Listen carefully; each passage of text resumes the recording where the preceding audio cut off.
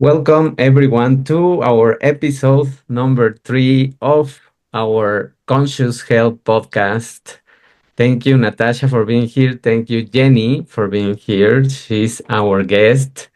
And today we are going to discuss a topic about wellness and success. Our episode is 17 seconds to wellness and success. So I'm going to introduce Jenny.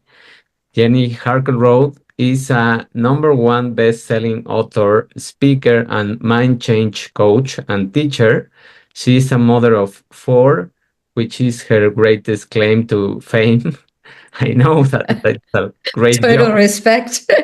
Oh my goodness. Jenny is a big-hearted entrepreneur and business leader. Jenny built a business in San Diego over 13 years, producing double digits in the millions. With the power of the mind, Jenny overcame her past of chronic pain, addictions, bad relationships, and unhappiness. She never knew how sweet life could be until she changed her mind, and that changed everything. Jenny has a dramatic story to share, breaking her back on a mountain cliff. That event changed everything and gave her a ferocious appetite to transform lives and help others create what's missing in their lives. So, thank you, Jenny, for being here. Yeah, thank you for having me. I'm excited to speak with you today. Thanks. Tell us a little bit more. 17 seconds. I'm excited to hear about that. Yeah. Absolutely. So, how did you arrive to this and well mission of life? Let's call it now. Yeah. So as you alluded to in the introduction, I Yeah. had a really dramatic, traumatic thing happen to me, which was breaking my back on a mountain cliff in 2013. Mhm. And I just want to paint the picture a little bit of my life at that time. So, Yes. like you mentioned, I've got four kids. They're grown now, but in 2013, they were all home. And I was doing the busy mom thing, and I had a real estate business, and I was the leader of the women's group at my church, and I was fundraising in my community, and I was just busy, busy doing, succeeding, going, all the things. But I wasn't really happy in my life, and I couldn't figure out why, because I had all the things that are supposed to make you happy, right? Like I married my high school sweetheart, we've got the cutest kids, we had like 5 homes and successful business, and I had a good religious foundation. And it was like, what's missing? Like, why am I unhappy? What? And then I break my back. So my whole life stops. And thankfully, I wasn't paralyzed. They said, you're just broken. You'll heal like any broken bone. It gets better. But what happened to me is I wasn't healing. So as time went on, I did get my mobility back, but the pain just kept getting worse and worse and worse. I couldn't sit in a chair. I couldn't drive my car. I really couldn't function. And I was looking for solutions. And because I grew up with a dad who's a chiropractor, I was looking at all the natural solutions first. And I was, of course, going to physical therapy and acupuncture and chiropractor massage and taking supplements and using a laser and like doing all the things I could do to help myself get well. And a year after I broke my back, the pain was so bad that I started taking the prescription pain pills that they gave me when I initially broke my back. So again, I'm like trying to move and the pain is just getting worse and worse and worse. And then another year goes by and I'm in the exact same place. Can't sit, can't drive, can't function. And I'm thinking, okay, I can't live like this. I mean, and so what I started thinking was there must still be something structurally wrong with my back. That was the belief I chose to believe. And so I went to medical doctors and I said, I'm sure if you did some surgery that you could fix the problem and I could get on with my life. Because I had a history of pain issues in the past, and in the past, surgeries had helped me. And so I thought that would be the solution. And so I convinced surgeons to put rods and screws and a synthetic disc in my back, thinking that would solve my problem. So they sent me home on a walker and back brace and stitches, and it was a mess, of course. 7 months later, can't sit, can't drive, can't function, burning back pain. Now what? What do you do? And I asked the doctors, and they're like, I mean, you've done everything, we've done everything. We're just going to start giving you more pain pills. Why don't you try this kind? How about this kind? What about this kind? How about this kind? And I was just beside myself, like, I can't live like this. And so I was looking for solutions. And the massage therapist I was using at the time referred me to another chiropractor who referred me to a medical doctor who was my answer. This medical doctor, his name's Dr. Warren Jacobs, MD, medical doctor. I met with him, 86 years old, in his house, and he tells me that I can heal myself with my mind. I said, what? Wait, aren't you a medical doctor? I can heal myself with my mind? This is a little bit crazy. But I'm desperate, so do your woo-woo voodoo, whatever you do on me, and we'll see what happens. So I don't know how much of the story you want. You might have some questions. I don't want to keep going on and on, but that day was the beginning of changing my life. Well, So thank you so much for sharing. That's so interesting in that I love that you explored all the therapies together as well. And I'm interested to find out about what technique did he use with your mind? Yeah, absolutely. So first off, he's a medical doctor, right? And he had learned a process called Touch for Health. And he had basically based his work off of that. And then as the years and the decades went on, it kind of morphed into his own thing. But the basis of it is muscle testing. So if the audience isn't familiar with a muscle test is basically a way that your body can communicate, like speak its truth. That's why a lie detector test works. And so I was familiar with muscle testing because my dad being a chiropractor, a lot of chiropractors use muscle testing. And so how I had experiences with my dad, what he would do is he would run his fingers down someone's spine. He'd have them hold out their other arm, and he'd press on that arm that was outstretched while he was running his fingers down their spine. And when he got to a spot where there was a subluxation, a disc out of alignment, they couldn't hold up their arm. So he'd go, that's the spot. He'd adjust it, then he'd touch it. All of a sudden, they could hold up their arm. So it's this body's biofeedback system. So that's what this doctor did with me, except he wasn't touching my body. He was asking me questions.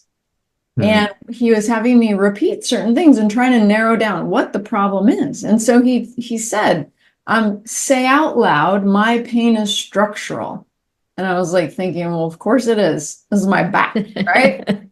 So I hold out my arm. I say, my pain is structural. And he presses down on my arm and I can't hold it up, which means that's not true. And I was like, all of this doesn't make any sense. Okay, that was weird. Okay, he goes, say my pain is nutritional. Now, when I had been laying in bed with a broken back, I had decided to research nutrition, and I had written a book on plant-based eating, and I was on a plant-based diet then, and I still am now 9 years later. And so I was like, oh my gosh, I hope it's not about nutrition because I just published a book about plant-based eating. So he presses on my arm. It's not that. I was like, oh, okay, good. And then he says, say my pain is like energetic or electrical, like the energy of my body. And I didn't even quite know what that meant, but he checked it. No, it wasn't that. Okay. And he says, say my pain is emotional. And I'm thinking, what? This is my back, but okay, my pain is emotional. He presses on my arm. It won't budge. It's like a rod of iron. And I'm like, press harder. He can't press my arm down. And he goes, oh, your pain's emotional. And I'm like, that is ridiculous. It is not emotional. And he's like, well, tell me about your childhood. And I go, I don't talk about my childhood. And he goes, tell me about your marriage. And I go, I don't talk about my marriage. And he's like, I thought you didn't have emotional pain. And I said, I don't. I recited my positive affirmation to him that I've been saying for 20 years. I said, I'm happy, I'm healthy, I'm terrific. I just can't sit, can't drive, can't function. I need you to fix my back. I didn't get it. Yeah. And so he said, well, your muscle test showed that the pain's emotional. So we're going to have to talk about the things you don't want to talk about in order to release the tension in your body, because it's the tension in your body that's causing the pain. It's not the break from 3 years ago. And I said, do you have Kleenex? And he said yes. And thus the healing began. But it was mostly me making the connection that it was my emotions that were causing the pain. It was the tension in my body causing the pain. And then working through all those things. We were just speaking yesterday because it was our launch event of the podcast. And we were speaking about these connections of the body, how to maintain this balance between the mind, between the body, between the spirit, the spiritual side, because we many times we forget also about those things. And just the story that you told us is just about this disconnection that many times in childhood we create because we are told to just suck it up and keep going and keep moving on with life. And you don't have time for emotions. You don't have time to cry sometimes if you are a man, mostly, and all of those things. So how did you begin to wrap around that idea of trying to talk once you were close to talking? Yeah, it was rough, but I felt like I was in a really safe space. This doctor was zero judgment, right? Just share. But the other thing that was interesting and made it hard is every time I would tell him something, he would muscle test to make sure what I was saying was accurate. And a lot of times it wasn't. And he'd be like, okay, so now tell me the real truth. Oh, wow. Yeah, it was painful. We call it the meat grinder over there at his office, right? He digs deep, and then when it hurts and you really start crying, then he really digs deeper. And I don't know that that's necessarily necessary, but it worked for me. And it was the aha mostly that I was causing my own pain by the tension I was carrying in my mind and in my body from things I didn't deal with, didn't know how to deal with, and didn't know how to fix. I mean, I tried to fix things in my life. I tried to fix my marriage. I tried to fix my chronic pain that I had even before. I tried to fix things. And when it just wouldn't fix, then I would just kind of like pop some pills and try to ignore it and do my best, put on a happy face. I didn't know the solution was right between my ears. And it wasn't saying affirmations because I was doing that. It was my subconscious that was really getting in the way. And it was also like you talked about that alignment. I was doing the wrong career. I was out of alignment. And I kept saying, like, wouldn't it be amazing to do something you like loved and were so passionate about? And then I tell myself, like, stop daydreaming, get back to work. Like, look at your checkbook. Like, things are good. It doesn't matter that this isn't your passion. It's providing this amazing lifestyle for you. And if I would have gotten better from breaking my back really fast, you know what would have happened? Yeah. I would have gone back to doing all the same old stuff. Yeah. So it was the 3 years of what do I need to do to heal that made me get on the right path. Yeah. Thank you so much for sharing that. And it's so incredible how things work on that subconscious level, how that, subconsciously we create these pauses in life to allow us to investigate what is really going on. I mean, and it's amazing how the body can tell us, depending on where we've hurt ourselves, as to what is really going on. So I find that so fascinating because, I mean, I broke my leg in 5 places at a time as well. And I was like, same, I was like, patch me up, put a cast on, let's go. I'm off, you know? And they were like, you're going to need surgery. And we're like, what? Just put a cast on it. I was like playing moms and pops, bottom of the league, softball, non-competitive, right? And I found out one, I was quite competitive, but that slowing down and that not wanting to move in that direction anymore actually birthed a whole new career for me as well. So I completely sympathize and, you know, align with that as well. And a lot of the work that I do now is completely looking at, okay, what is the memory that's stored in there? What is the pain that we're holding within that ailment that we are, you know, feeling. And I think because of how we've been taught, it's the last protocol is to look at that emotion, right? Because it's like it's gone, it's forgotten about, so we think. So it's, yeah, well done you on braving that and actually moving through that, because it's quite scary to start working with your emotions when it's just like, no, just fix it. Yeah. Just put a Band-Aid, let's go. You know? Open that Pandora's box of all those things I've been repressing for 40 years. Like, yeah, I don't want to go there. But, you know, the doctor always tells me, I just went out to lunch with him a couple weeks ago. He's like, you were so brave. And I always say, no, I was so desperate. So what, maybe, or maybe it was some of both. I don't know, but I couldn't live like that. There's so many people out there that are suffering Yeah. and don't have a solution. And I knew there had to be a solution. And so I'm so thankful and grateful that I was able to find a solution. And it is so uh, amazing, that story. We are in 3 places in the world right now.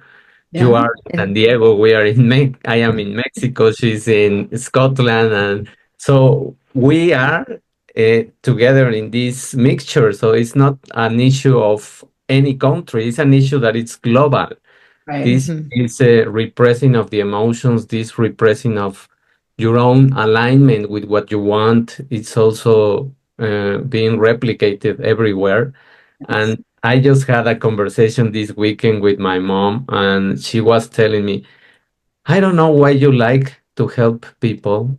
Mhm. I think you took out this from your father, because I would have expected that you would like to earn money, because that was my happiness, earn money. And for me, that was it. I don't care about helping people. And she's really tough, and she's really strong many times. And I just told her, because I always answer to my mom or my father. I never keep my mouth shut sometimes. So I told her, I don't know what is your problem, because this is my life. This is the way I feel connected with what I want. And I have already work. I have already what I want. I don't need more money. If you think I need more money, of course, I would love to have other things or other material stuff, but I'm okay as I am, so I will keep helping. And I don't think I took it from my father, and it doesn't matter if I took it from him or not. It is that I'm happy. Yes. So many times we are not brave or strong enough to fight for our happiness against what our parents tell us to do. And Yeah. we follow many times their steps until something sparks in our lives and says, enough is enough. I have done your path. I have already achieved some things, Yeah. but this is not the happiness that I'm looking for. Yeah. Mhm. Good job standing up and doing what brings you joy. Yeah, it was hard discussion a little bit, because she was a little bit sad that I answered like that. Yeah. I told her, well, mom, you don't have to be happy for me in the sense that I will do what you tell me to do. I'm already a grown up, so I can just decide what I want with my life now. So Yes. And that's how you're healthy, when you're in alignment, when you're happy, when Yeah, you're doing your life's work and path. yeah, yeah. So that leads me to ask you, if you want to share, of course, what were some of the messaging that you received that was stuck there and that you didn't know that it was there until you follow this work? Yeah, that's a great question. And it's so funny because in the past, I was so private and it was so hard to share things. I Mm, had picked up the programming along the way that you put on a happy face and make everything look good. And I didn't want anybody to know any of my weaknesses.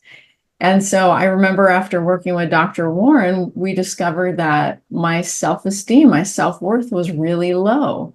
Mhm. And I was really surprised by that because I had been so successful my whole life, maybe like overcompensating for that, right? I was always the president of everything and always up front and always leading and always successful. And so when he discovered with a muscle test how low my self-worth and self-esteem was, it was hard for me to accept that and believe that.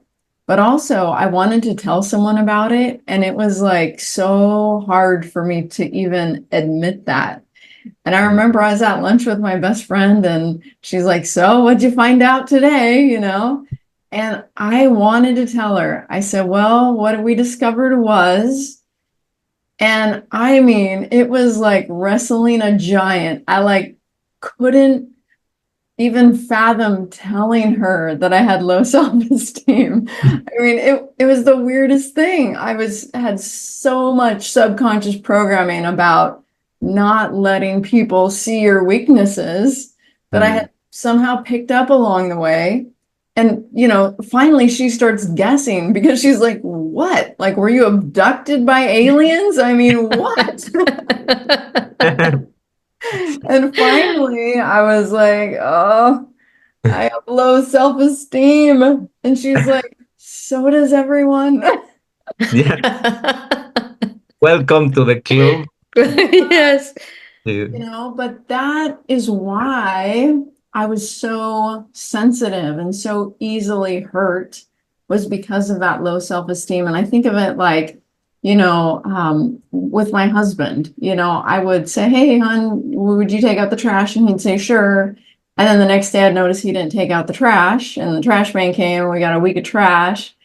And it would literally hurt my feelings. I would be like, "He must not care. He doesn't keep his word." I had all these stories to go along with this low self-esteem, right? So one of the main things that I had to work on was my self-esteem subconsciously.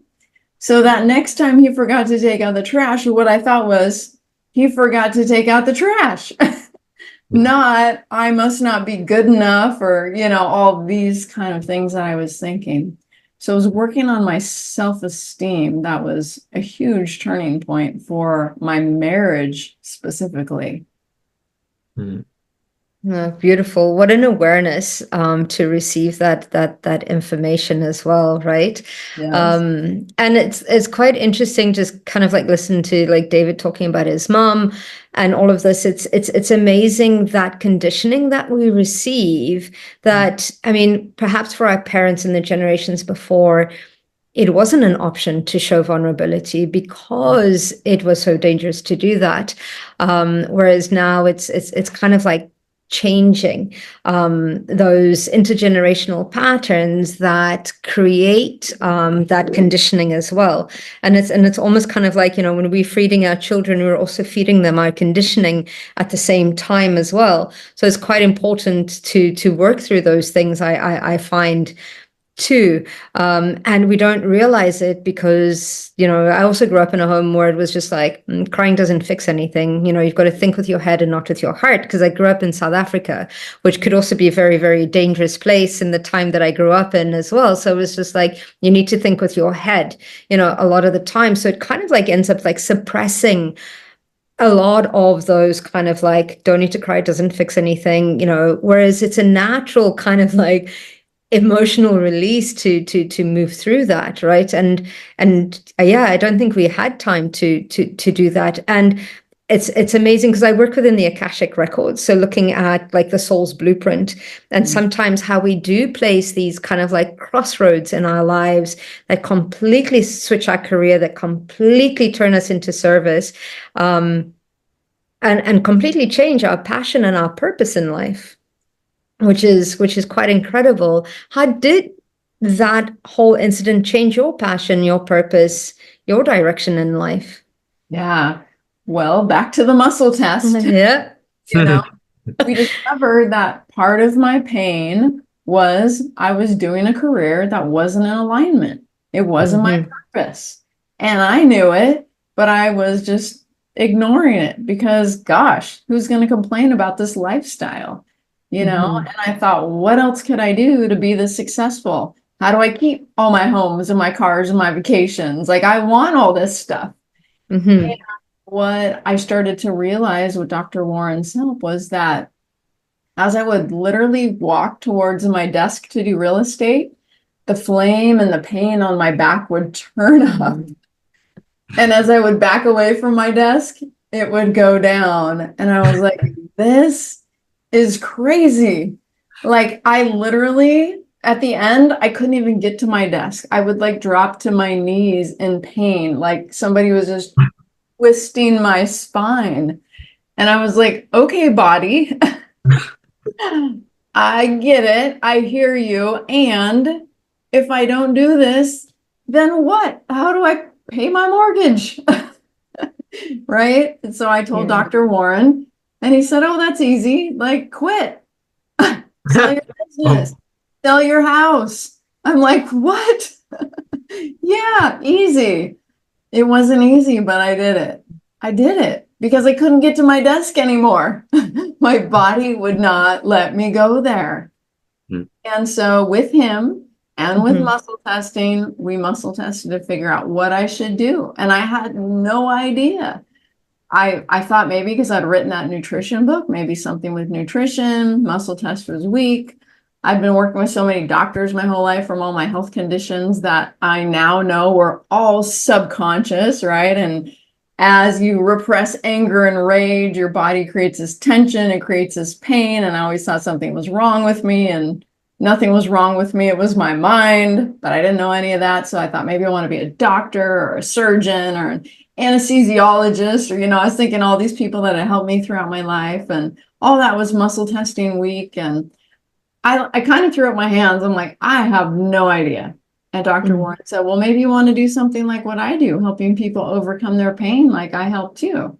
And I'm like, I don't think I want to do that. He goes, give me your arm. He presses on it, and there's that iron rod again. I was like, oh, I want to do this. I do. Like, it was not conscious.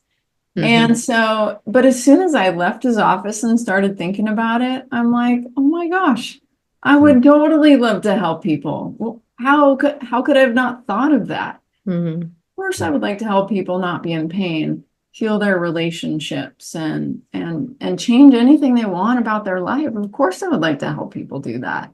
So then the career switch began.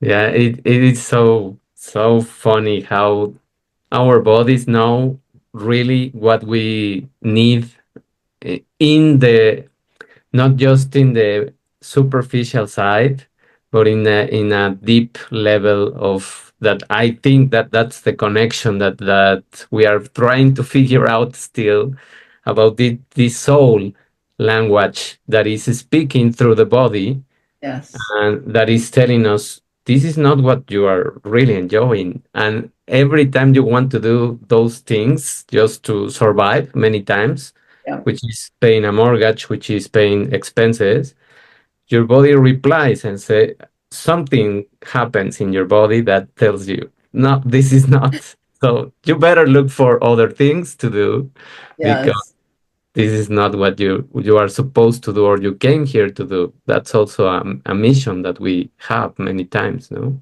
Yeah. I don't know about you guys where you live, but here in America, there's this game called Hot and Cold. And so if somebody's like trying to find something and they're getting closer, you're like, hotter, hotter, hotter. Oh, hot, really, really, really hot. And then like if they're getting far, colder, cold, really cold, ice cold, right?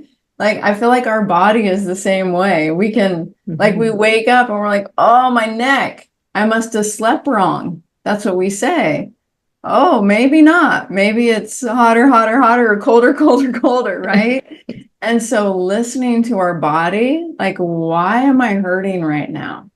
Of course, we can stub our toe or, we can injure ourselves, but just like these odd aches and pains that pop up and then chronic things that stay. I mean, the body's meant to heal. So if it doesn't heal, what's blocking it? What is happening? And so we have to take a deeper look at our life and ask some questions. Am I living in my purpose? Am I finding my joy? Am I doing what I'm meant to do? Yeah. That's what makes life fantastic. I was also Absolutely. listening to a podcast with Esther Perel. I don't know if you have listened to her.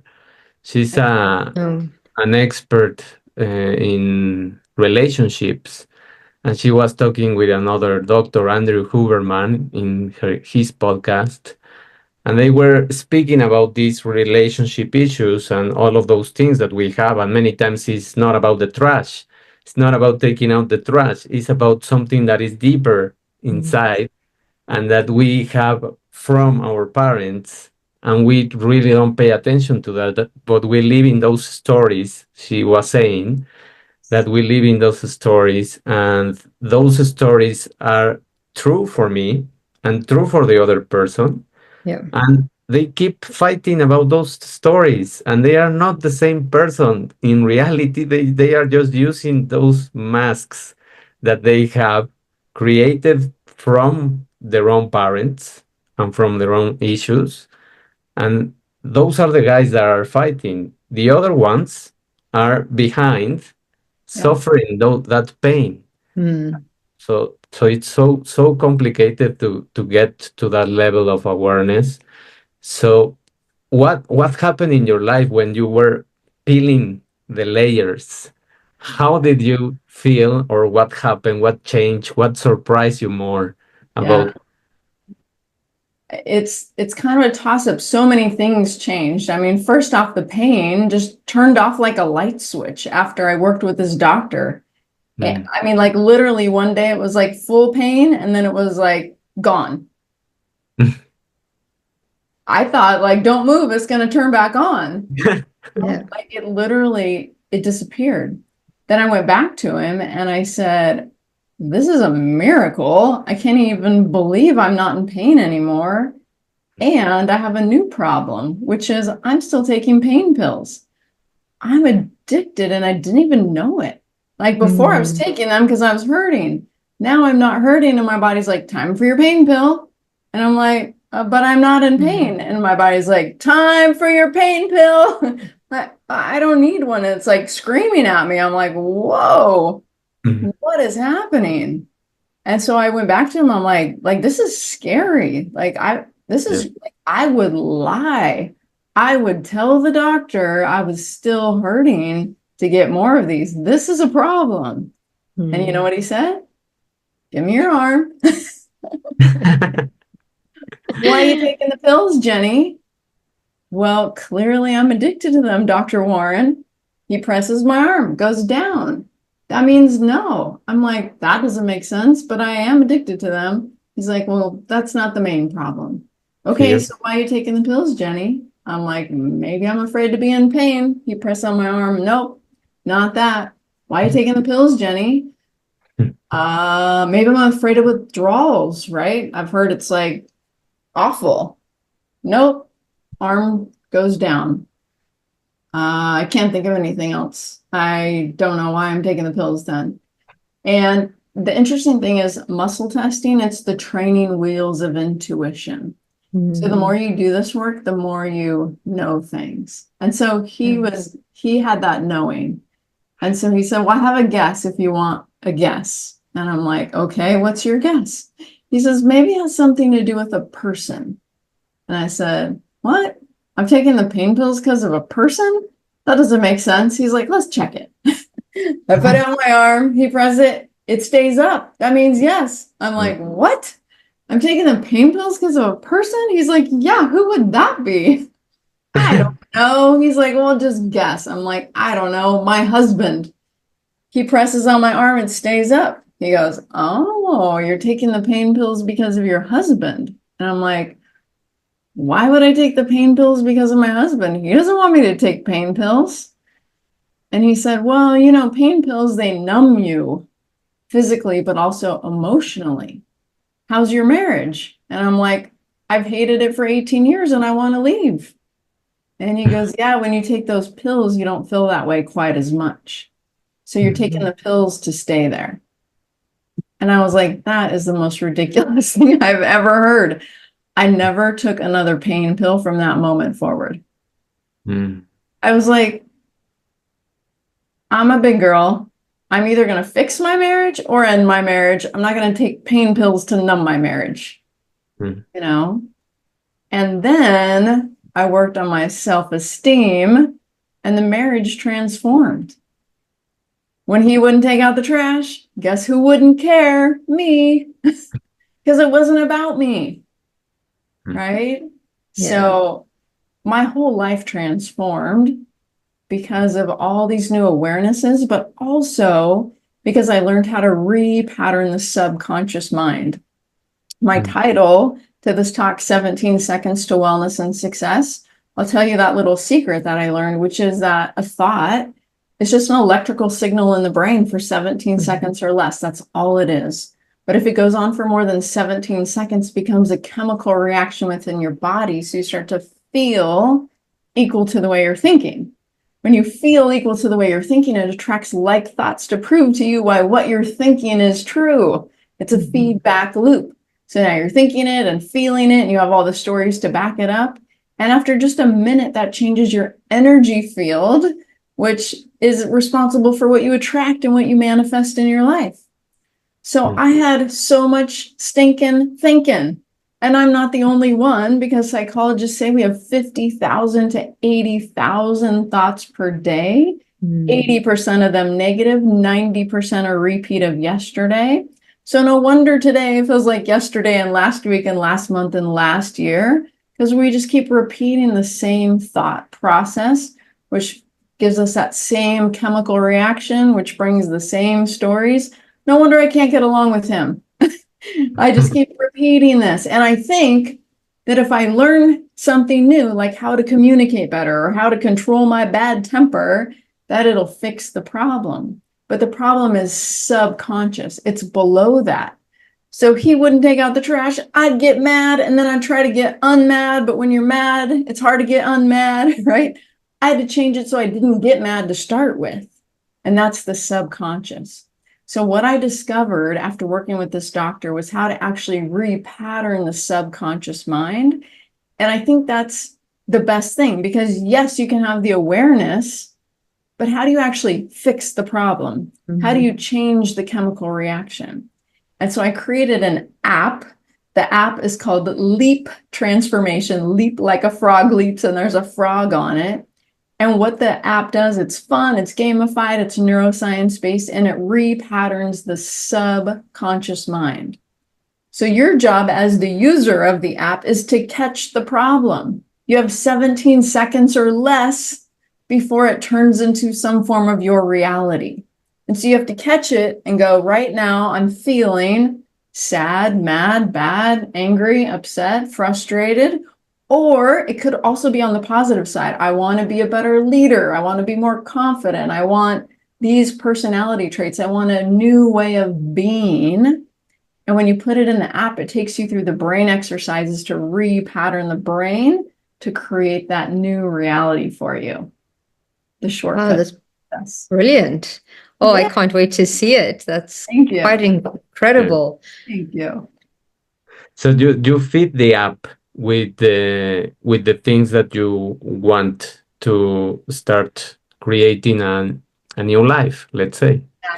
Exactly. It asks you, do you want to feel different? Do you want to achieve a goal? Do you want to work on personal growth? We have a goal of the day you can work on, and it just, what do you want different? And let's do it. And literally you will feel different within 15 minutes. It's fascinating, the power of your own mind. especially that subconscious mind, a million times more powerful than the conscious mind, which is how most of the time we try to fix things, right? Consciously. Absolutely. Yeah. Yeah. Absolutely. And it's quite incredible because when the subconscious becomes conscious, then it's a choice, whether you continue it or you don't, or you change it. Yes. And it's fascinating in the sense that I've learned that a lot of the times when we become conscious of the patterns that we've been carrying, that old judgmental self comes in, and that, we get kind of like that, start wagging our finger at ourselves, and, we're our own worst enemies. And I think throughout my journey, I've learned that aspect of awareness and understanding and forgiving. It's okay. It's like, okay, I know, okay, I've been doing that. I wasn't aware of it. Now, how do I change moving forward? And it's like you said, you're doing your affirmations. Affirmations tend to help, but it's amazing that you've created something that is kind of like quite practical in that third dimensional space to be able to actually shift your brain patterning as well. And I can imagine, what was the testing of that like? How did you test the app? Sorry, I also used to have an IT background, so I'm like, how does that work? It was a lot. I had the amazing privilege to go to a mastermind with Oprah's man, Stedman Graham. And I was sitting next to him on the couch for like 3 days. And he's like, Jenny, you got to get your work like everywhere. Like, how do you? And I'm like, I know. How do I do it? Right. And so when I left that, I just kept thinking, how can I coach people without coaching people? Right. Because there's only so much of me. Of course, I have a staff. I certify people in my work. So, I have a lot of teachers of my work, but still, like, I want to affect millions and billions, right? How do I do that? And so I went to my tech team and I'm like, okay, here's my idea. And they're like, I don't think so, right? So I looked around until I found somebody who said, yeah, we could build that. And they built it as a website. And I sent them probably 100-page Word document, like, if this, then this, if this, then this, like, and then I just used that thing over and over until it actually did what it was supposed to do. And then we tested it for a couple of years. And then just recently, once everything was good, we added the neuroscience testing to it. We added AI to it, and then we put it into an app. So it's even more easy and accessible for more people. That's brilliant. Congratulations on the launch of that. That's fantastic. It was like having a fifth baby. I can imagine. Yeah. Oh my God. Awesome. That's so awesome, because this is the problem, I think, from more than 99% of people. Yes. That subconscious mind, and it's the biggest percentage, as you mentioned, the biggest percentage that is not used in our favor, and is used many times against us, and we are not aware.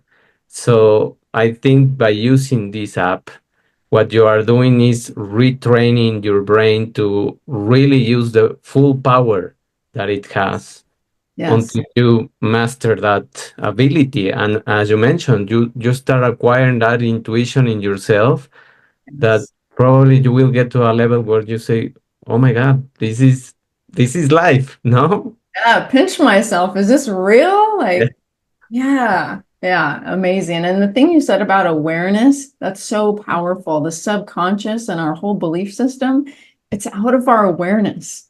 And so it's really hard to believe my subconscious is controlling me. Like, no, I'm in control of my own life. But I'm going to give you a couple examples. So your eyes blinking, it's a subconscious program you can overpower. Don't blink. But how long can you not blink? Well, for me, until I'm trying to think of what am I going to say next, and then my subconscious program takes back over and I blink my eyes. So try it. Next time you're talking to someone, don't blink. And you'll notice it's really hard to talk and not blink, because you have to consciously control a subconscious program. Yes. Another one. Recently, the road by my house, it's been closed for 2 years. And when they first closed it, I would go turn left the way I always went. And then I'd get to the road closed sign and be like, oh, darn it. And I'd turn around and go back the other way. Well, the next day I'd go down, I turn left, and then I get to the sign. Oh my gosh. Okay. The next day I go down, turn left. What is wrong with me? Why can't I remember this? Because I'm not consciously focused on it. I'm thinking about something else. My conscious mind is somewhere else. And most often our conscious mind is not where we're at. It's in the past. It's in the future. It's not focused. And so who's controlling? Who's driving across town? Have you ever driven somewhere and you're like, how did I get here? I was on a deep phone call with someone. And I'm like, I'm home. How did I get here? Right? So these things happen in your life where you can start to notice. I mean, the other day I moved my dryer sheets to the other cabinet. How many times have I opened the wrong cabinet now? And I think, I never do laundry consciously ever. Because every time I open the wrong cabinet now for my dryer sheet, my mind is always somewhere else. When your mind is somewhere else, you're responding off your subconscious programming, which a lot of times isn't that positive. That's why you fall in love and then end up in divorce court, because first you're dealing with their conscious mind. They're trying to be their best, do their best, and then their subconscious takes over as they get busy with their life. And then you're dealing with that person's subconscious and you're like, who are you? I don't even recognize you.